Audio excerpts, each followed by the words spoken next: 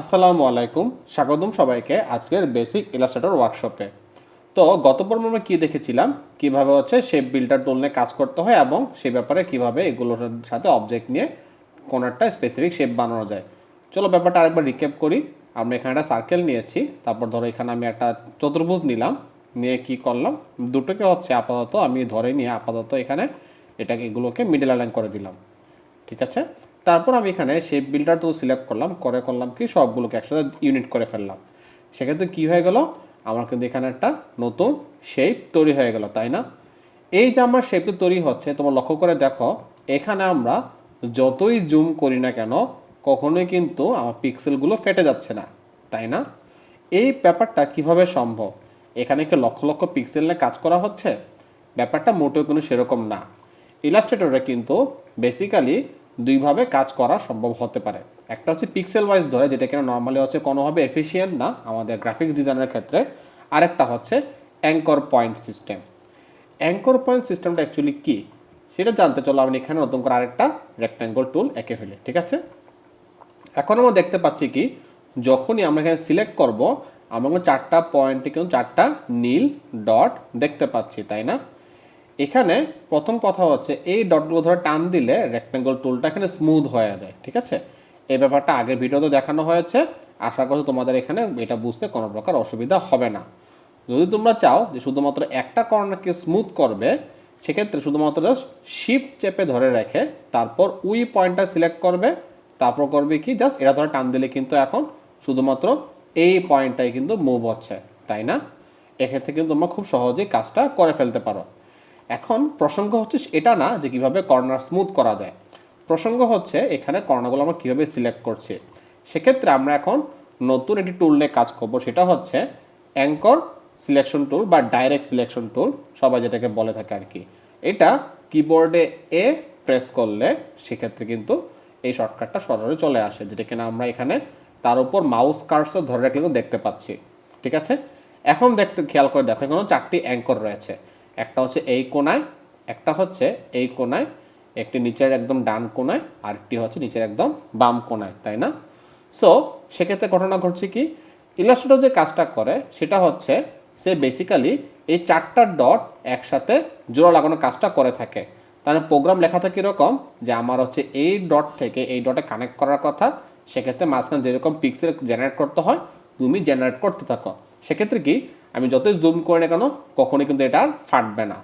ঠিক আছে, তো আমরা কিন্তু চাইলে এখন যেখানে কোনো একটা অ্যাঙ্কর পয়েন্ট ধরে কিন্তু কাজটা করতে পারি। সেক্ষেত্রে প্রমাণ পেয়ে যাবে যে তোমাদের শেপটা কীভাবে এখানে ডিফরমেশন হয়ে যাচ্ছে।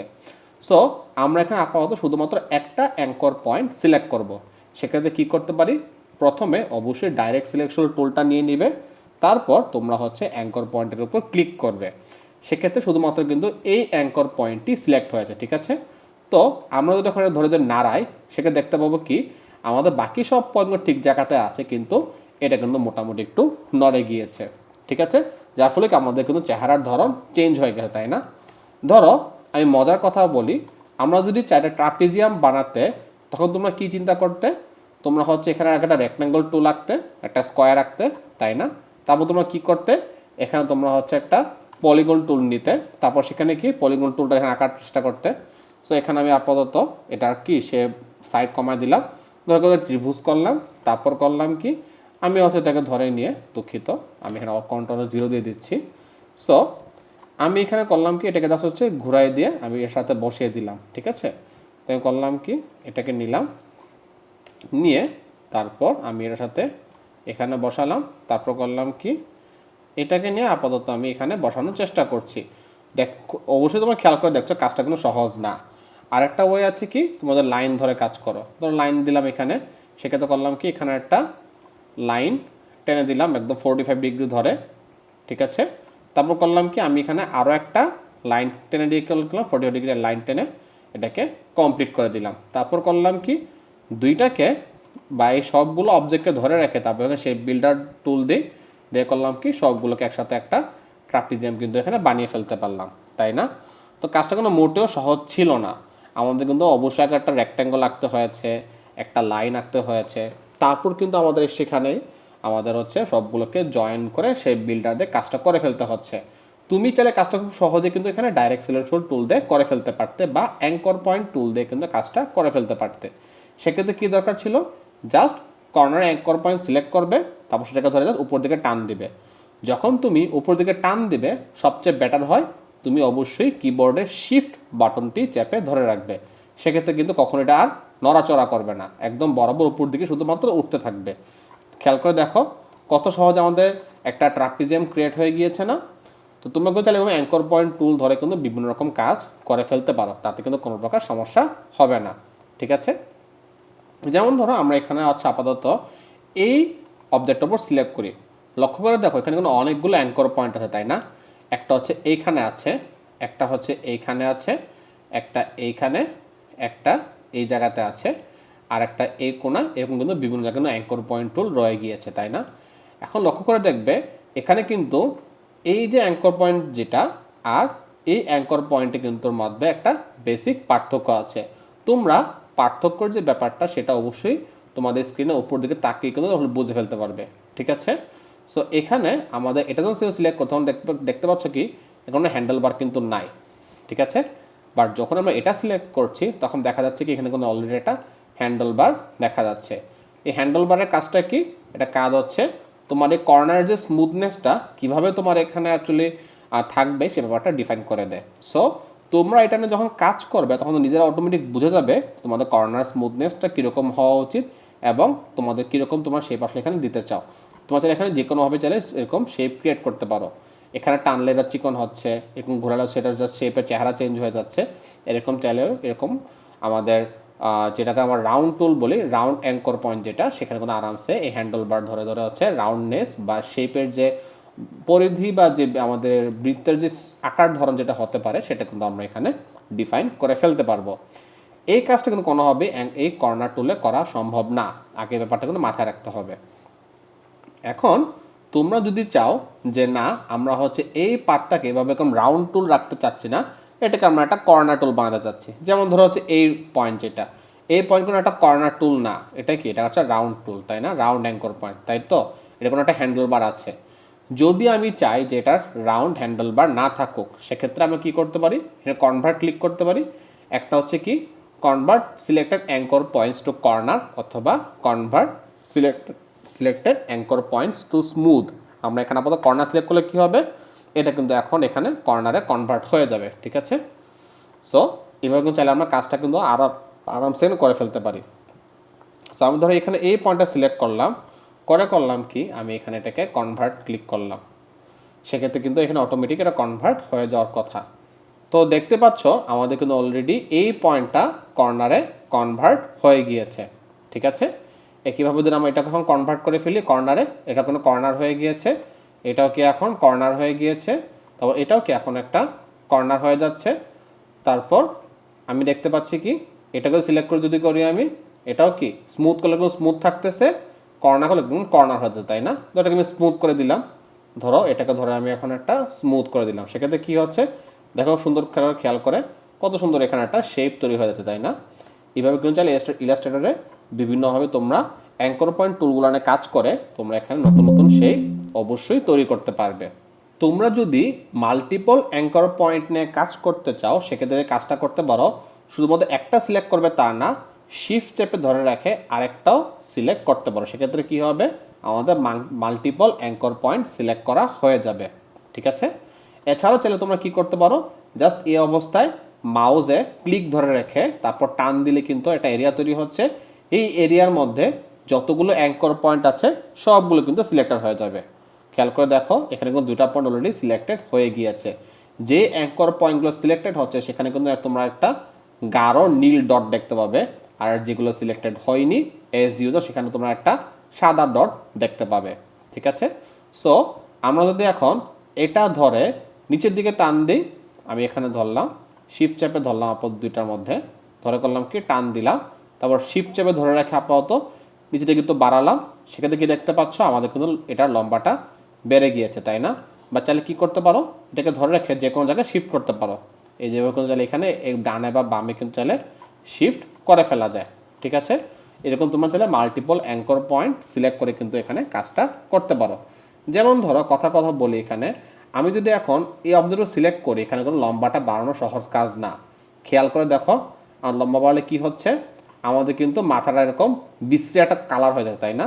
সো এখানে আমাদের কি উপায় আছে, আমাদের নিচে টানতে কিন্তু সেম ঘটনা ঘটছে। খেয়াল করে দেখো, আমাদের কিন্তু মাথাটা খুব বিশ্রী হয়ে যাচ্ছে।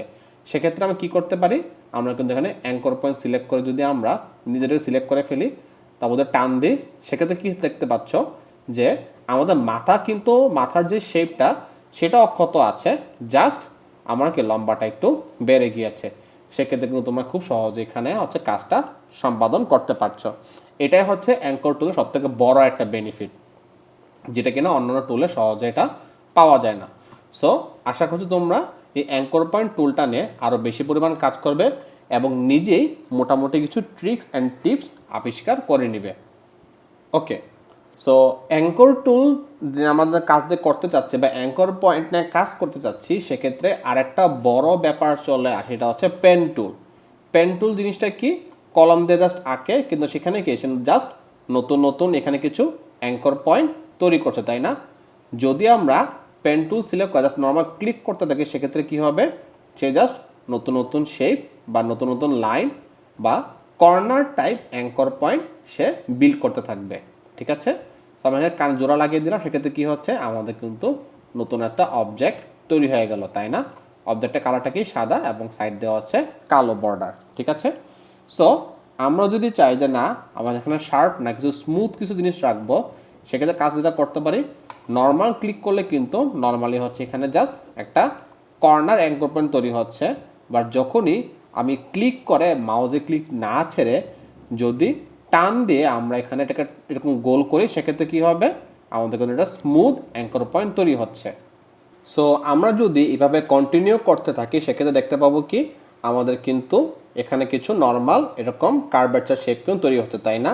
জাস্ট কি করতে হবে, মাউসে ক্লিক করার পর ক্লিকটা ছেড়ে না দিয়ে তোমার কাছে টান দিয়ে এটার কার্ভেচার বা শেপ বা গোলাগুলো কিন্তু নিজেকে ডিফাইন করে নিতে হবে। ঠিক আছে, সো এভাবে তোমরা চাইলে করতে পারো কি একটা স্মুথ অ্যাঙ্কর পয়েন্ট দিয়ে তোমার এখানে পেন টুল সিলেক্ট করে একটা অবজেক্ট তৈরি করতে পারো।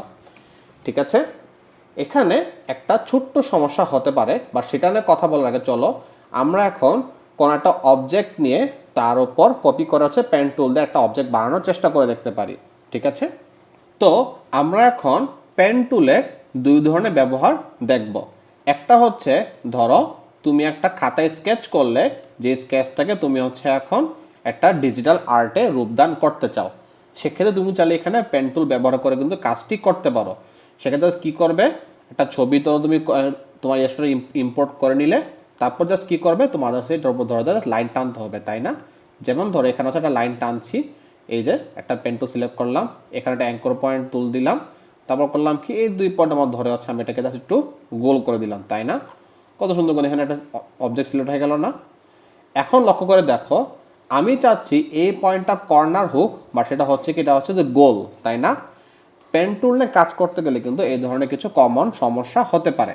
তারা চায় পুরো ব্যাপারটা স্মুথ রাখতে, বাট তুমি চাচ্ছ না যে এই পয়েন্টটা স্মুথ থাকুক। সেক্ষেত্রে কী করতে পারো, তুমি হচ্ছে এসকেপ বাটনে চাপ দিয়ে আবার যদি ওই জায়গা থেকে ক্লিক করা শুরু করো, তখন দেখতে পাবে কি তোমাকে নর্মাল কাঙ্ক্ষিত সেই কর্নার টুলটা নিয়ে তোমরা কাজ করতে পারছো। ঠিক আছে, এইভাবে কিন্তু এখানে পেন টুল দিয়ে কিন্তু একটা অবজেক্ট সিলেক্ট করে ফেলতে পারছো। আবার আমি এখানে এসকেপ বাটন প্রেস করছি, আবার করছি কি এই এই অ্যাঙ্কর পয়েন্টে ক্লিক করে কিন্তু এখন জাস্ট এটার মধ্যে এটার সাথে যখন জোড়া লাগিয়ে দিচ্ছি, তাই না? তো আমরা এখন করব কি, আমরা হচ্ছে এটার ফিলটাকে অফ করে দিচ্ছি, কোনো প্রকার ফিল না থাকুক, জাস্ট স্ট্রোকটাকে একটু বাড়িয়ে দিই। দেখতে পাচ্ছ আমাদের কিন্তু রোবট একটা মাথা তৈরি হয়ে গিয়েছে, তাই না? একেবারে কী করতে পারবো, চোখগুলো কিন্তু এখানে বিল্ড আপ করতে পারি। যদি সহজ কাজ করতে সেক্ষেত্রে কী করতে পারো, জাস্ট এখানে হচ্ছে একটা এক্লিপস টুল নিয়ে তারপর সেটা অ্যাঙ্কর পয়েন্টগুলোকে মডিফিকেশন করতে পারো। ঠিক আছে, সে ব্যাপারটা কীভাবে হতে পারে খেয়াল করে দেখো, আমি এখানে ডাইরেক্ট সিলেকশন টুল সিলেক্ট করলাম, তারপর করলাম কি আমি এখানে এটাকে জাস্ট একটা অ্যাঙ্কর পয়েন্টে ক্লিক করলাম, বা ধরো এই অ্যাঙ্কর পয়েন্ট ক্লিক করলাম, সেটাকে হচ্ছে এই জায়গায় নিচের দিকে বরাবর নিয়ে আসলাম। ঠিক আছে, এবং এটাকে করলাম কি সিলেক্ট করে এটাকে জাস্ট মাঝ বরাবর এই জায়গাতে নিয়ে আসলাম, তাই না? এখন দেখতে পাচ্ছ চোখের শেপটা কিন্তু এখানে একটু স্মুথ হয়নি, এই ব্যাপারটা না আমরা একটু পরবর্তীতে ঘষা মাজা করছি। আপাতত কী করবো, আমরা এই অ্যাঙ্কর পয়েন্ট সিলেক্ট করে কিন্তু এটাকে জাস্ট হচ্ছে কমিয়ে এই জায়গাতে নিয়ে আসলাম। ঠিক ঠিক আছে। এখন আমরা চাইলে এখানে স্মুথনেস ব্যাপারটা করতে পারি।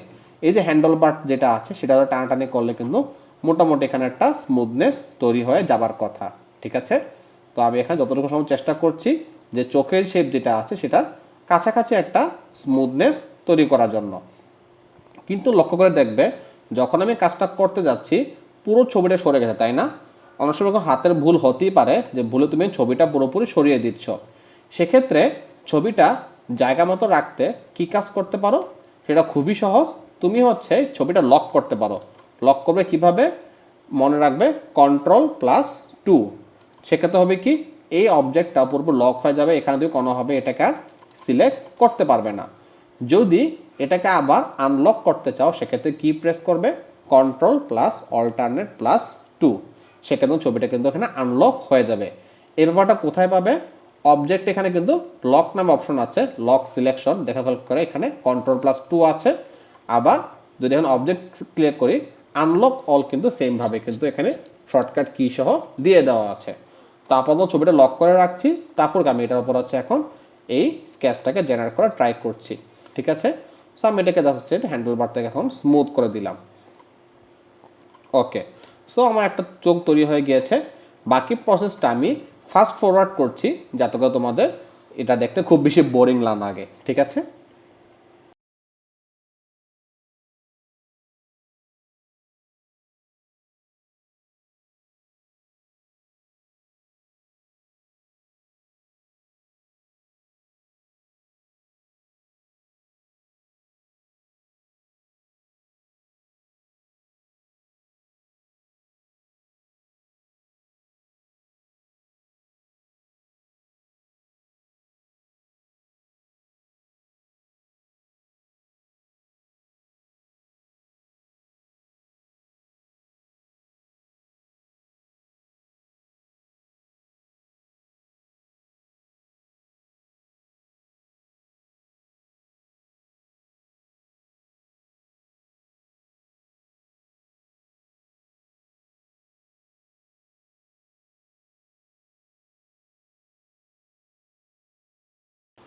তো দেখতে পাচ্ছি আমাদের কিন্তু মোটামুটি মাথার শেপটা তৈরি করা হয়ে গেছে, তাই না? সো আমরা কি করলাম, এখানে পুরো অবজেক্টটা সিলেক্ট করলাম, সেটাকে Ctrl+G চেপে গ্রুপ করলাম, তারপর করলাম কি এখানে আমরা একটা শেপ বিল্ডার টুল চালিয়ে দিলাম। সেক্ষেত্রে এই কাজটা করতে পারো, বা যা চালিয়ে হচ্ছে এখানে সোজা কথা এটাকে জাস্ট ক্লিক করে এখানে এখানে জাস্ট ইউনাইট করলে কিন্তু হয়ে যেতে পারে কাজটা, ঠিক আছে। বাট আপাতত তোমাদের এখানে খুব বেশি ঝামেলা করার দরকার নেই, তোমাদের কিন্তু একটা নর্মাল পিএনজি আর্ট কিন্তু তৈরি হয়ে গিয়েছে, তাই না? তো দেখতে পাচ্ছ তোমরা কিন্তু চাইলে খুব সহজে অছিভাবে তোমাদের খাতার যে কোনো স্কেচকে তোমরা পেন টুলের মাধ্যমে ডিজিটাল আর্টে রূপান্তর করতে পারো। ওকে, এছাড়াও কিন্তু আরেক ধরনের কাজ এখানে রয়েছে। তো চলো আমরা এখন দেখে নিই পেন টুলের আরেকটি ব্যবহার কি হতে পারে। তার আগে আমরা যদি চাই এখন ছবিটাকে আনলক করতে, সেক্ষেত্রে কী করবো? জাস্ট Ctrl+Alt+2 চেপে ধরে কিন্তু ছবিটা আনলক হয়ে যাবে। জাস্ট ছবিটা এখন আমরা ডিলিট করে ফেলতে পারি, এবং আমরা জাস্ট এই অবজেক্টটাকে ধরে নিয়ে এখন আমাদের আর্টবোর্ডের মাঝামাঝি দিয়ে নিয়ে আসতে পারি, ঠিক আছে। তো দেখতে পাচ্ছি আমরা কিন্তু অলরেডি ছবিটা আর্টবোর্ডের মাঝ বরাবর চলে এসেছে। ওকে, সো আমরা এখন দেখে নিই আমাদের পেন টুলের আরেকটি ব্যবহার কি হতে পারে। ধরো আমরা এখন এই ছবিটিকে ক্রপ করতে চাই, এমনভাবে ক্রপ করব যেন এই মাঝখানের যে মডিউলটার চারপাশে সাদা অংশটুকু না থাকে, তাই না? সেক্ষেত্রে আমরা কি নর্মাল যে ক্রপ করার ট্রাই করি, দ্য ক্রপ ইমেজ দিলাম, সেক্ষেত্রে হবে কি আমাদের কিন্তু পুরোপুরি সাদা অংশ বাদ দিতে পারছি না, তাই না? জাস্ট হয়তো এইটুকু বাদ দিতে, উপর থেকে নিচ থেকে হয়তো আমি এইটুকু বাদ দিতে পারছি, সাইড থেকে হয়তো ম্যাক্সিমাম হয়তো এইটুকু বাদ দিতে পারছি, এই সাইড থেকে হয়তো বা আমি ম্যাক্সিমাম এইটুকুই বাদ দিতে পারছি। এর বেশি কিন্তু এখানে আর ক্রপ করা সম্ভব হচ্ছে না। সেক্ষেত্রে আমরা কীভাবে এখানে আরও এফিশিয়েন্টলি ক্রপ করতে পারি? সেক্ষেত্রে অবশ্যই হচ্ছে আমাদের প্রথমে এটার যে আউটলাইন, সে আউটলাইনে হচ্ছে পেন টুল দিয়ে একটা অবজেক্ট তৈরি করতে হবে। তো চলো আমরা এখন পেন টুল দিয়ে এখানে আমাদের এই ইমেজের বর্ডারে একটা অবজেক্ট তৈরি করা শুরু করে দিই। এই ব্যাপারটা ফাস্ট ফরওয়ার্ড করে দিচ্ছি যাতে করে তোমাদের দেখে যেন বোরিং না লাগে।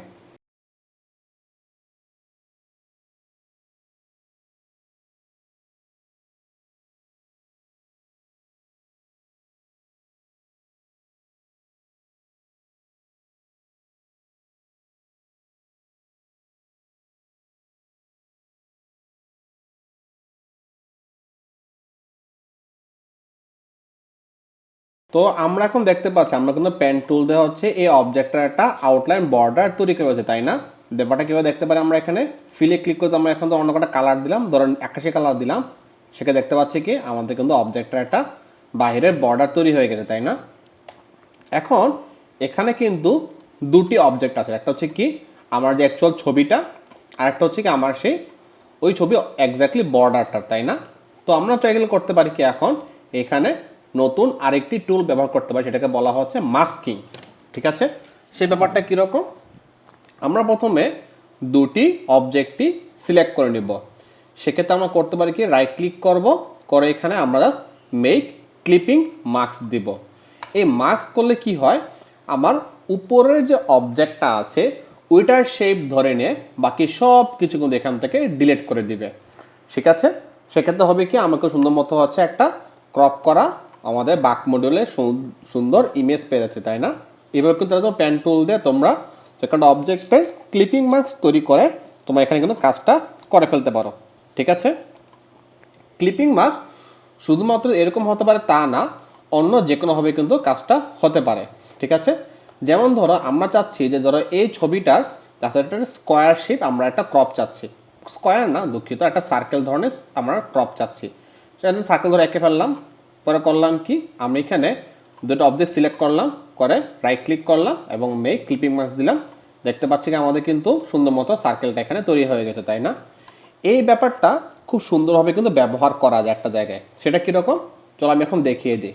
ঠিক আছে, সেটা দেখানোর জন্য প্রথমে হচ্ছে আমাদের যে কাজটা করতে হবে, আমাদের এই অবজেক্টটা প্রথমে একটা কাজ করি আমরা এখানে আমরা মেক ক্লিপিং মাস্ক দেওয়ার ট্রাই করি বা ক্লিপিং মাস্ক ব্যাপারটা আমরা এখানে ইমপ্লিমেন্ট করি। ঠিক আছে, সো প্রথমে করলাম কি অবজেক্ট ধরলাম, এখানে মেক ক্লিপিং মাস্ক দিলাম, ধরো অবজেক্টটা রেখে দিলাম এই জায়গার মধ্যে। ঠিক আছে, আমরা চাচ্ছি অবজেক্টটা যে কোনো একটা কম্পোনেন্ট জুম করে দেখাবো, সেক্ষেত্রে কী করতে পারি আমরা এই অবজেক্টটাকে আবার ডুপ্লিকেট করলাম, করে এই অবজেক্টটার মধ্যে আমি সার্কেল টানলাম ঠিক ওই কম্পোনেন্টটা বরাবর। ঠিক আছে, ধর আমি এই কম্পোনেন্ট বরাবর সার্কেলটা টানলাম, টেনে করলাম কি দুটা অবজেক্টই সিলেক্ট করলাম, করে রাইট ক্লিক করে আবার মেক ক্লিপিং মাস্ক দিলাম। দেখতে পাচ্ছ অবজেক্ট কিন্তু এখানে সুন্দর মতো জায়গাটা ক্রপ হয়ে গেছে, তাই না? সো আমি যারা জুম করি এখন, ঠিক আছে, দেখো খেয়াল করে জুম কিন্তু হয়ে গেছে, তাই না?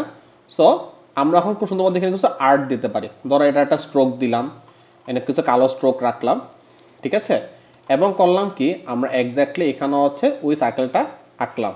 ঠিক আছে, এই যে সার্কেলটা আমি এখানে আঁকা শুরু করি।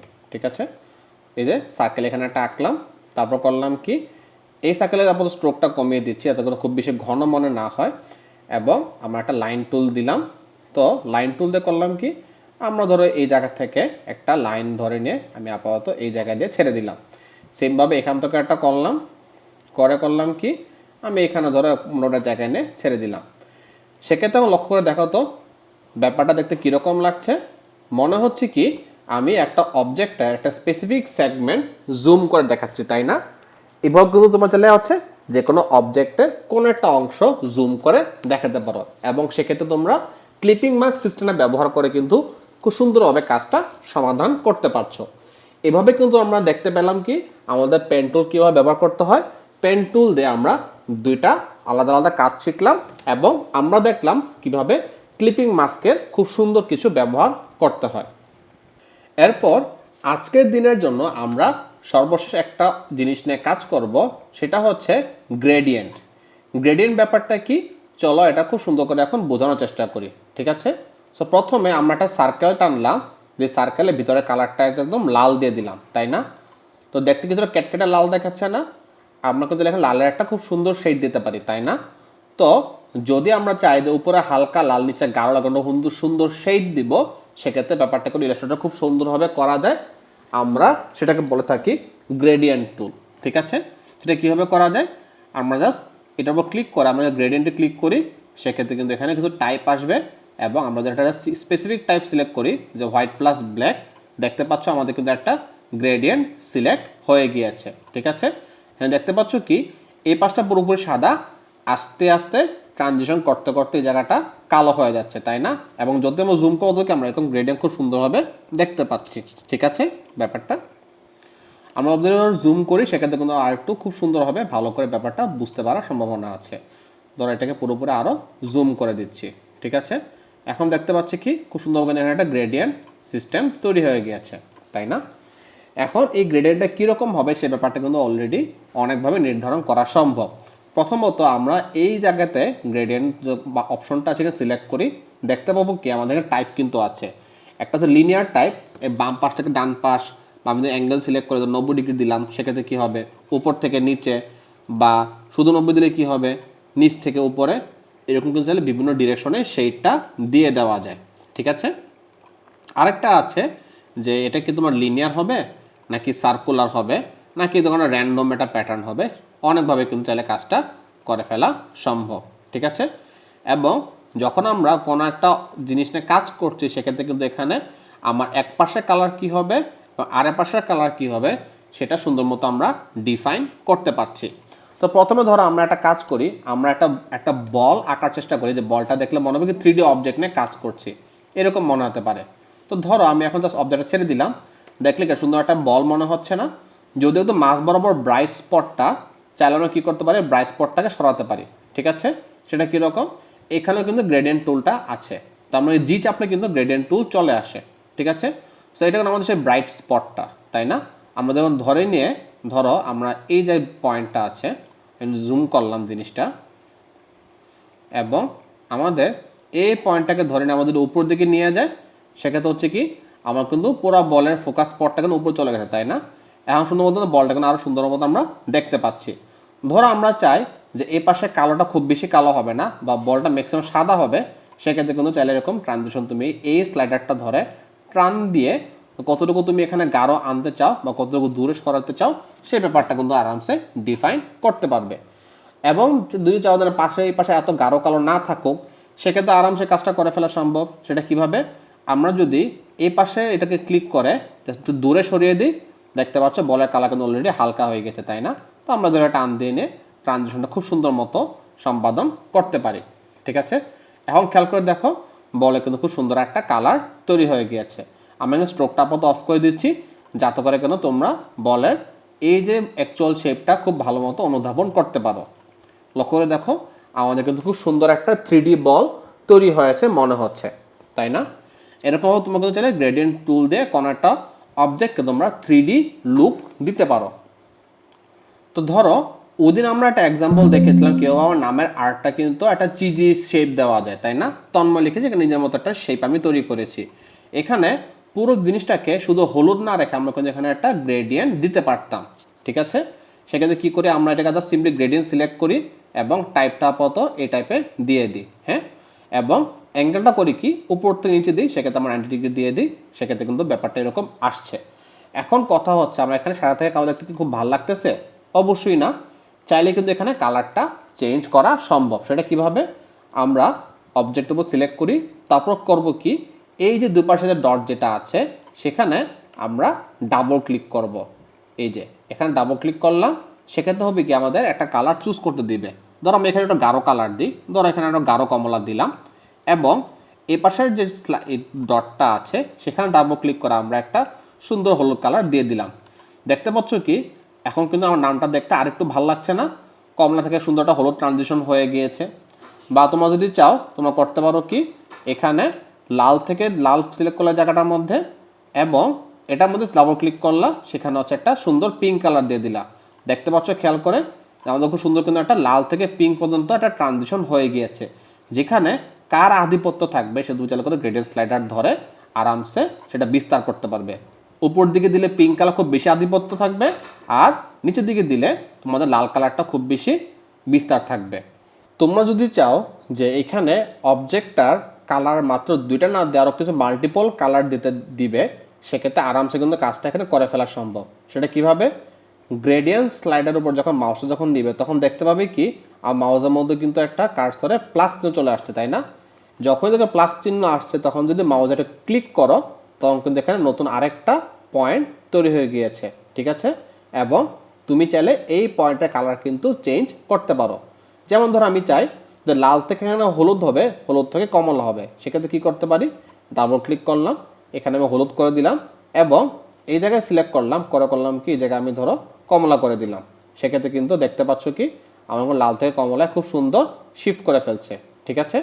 এবং চাইলে এখানে লালের আধিপত্য বাড়িয়ে দিলাম, ধর কথার কথা, তো হলুদটা নিচে দিকে নামিয়ে আনলাম একটু, এবং এখানে কি লালের আধিপত্য বেশি থাকলো এবং কমলা আধিপত্য একটু কম থাকলো।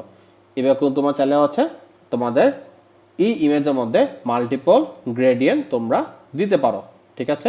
আমি এখানে যত ইচ্ছা এরকম গ্রেডিয়েন্ট পয়েন্ট অ্যাড করতে পারবো, কারণ যতগুলো পয়েন্ট আমি অ্যাড করব প্রত্যেকটা পয়েন্টের কিন্তু কালার এখানে চেঞ্জ করে দেওয়া সম্ভব।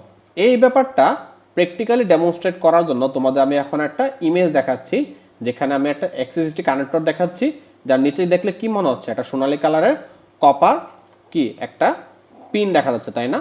মনে হচ্ছে কি এটা গোলাকার, একটু একটু শাইনি, এবং এখানে কি মোটামুটি ধরো একটা 3D ভিউ আসছে, তাই না? এই ব্যাপারটা বাস্তবে কিভাবে করেছি লক্ষ্য করে দেখো। আমি অবজেক্টের উপর কন্ট্রোল ধরে সিলেক্ট করলাম, লক্ষ্য করে দেখো এখানে কিন্তু অসংখ্য গ্রেডিয়েন্ট পয়েন্ট আছে, তাই না? কিছু জায়গায় উজ্জ্বল, কিছু জায়গায় ডার্ক, কিছু জায়গায় স্লাইডার টানা, কিছু স্লাইডার টানা নেই, এরকম কিন্তু অনেকগুলা অ্যাঙ্কর পয়েন্ট বা গ্রেডিয়েন্ট পয়েন্ট দিয়েছি। গ্রেডিয়েন্ট পয়েন্ট দিয়ে সেখানে আমরা কালারগুলোকে একটু হলুদ এবং ডার্কার হলুদের মধ্যে শিফট করিয়েছি, যার ফলে দেখলে মনে হচ্ছে কি এটা একটা মেটালিক শাইন আসছে মনে হচ্ছে। এভাবেও তোমরা নিজেদের ক্রিয়েটিভ ওয়েতে কিন্তু গ্রেডিয়েন্ট টুলটাকে ব্যবহার করে দেখতে পারো। তো আজকে আপাতত এই পর্যন্তই ছিল। সবাইকে ধন্যবাদ সাথে থাকার জন্য। আশা করছি আজকে তোমরা যা শিখলে সেগুলো প্র্যাকটিস করে আরও দক্ষ হবে, নিজেদের আর্ট ডিজাইন করতে পারবে। সকলের জন্য শুভকামনা রইল এবং আগামী ওয়ার্কশপে যোগদান করার আমন্ত্রণ রইল। আসসালামু আলাইকুম।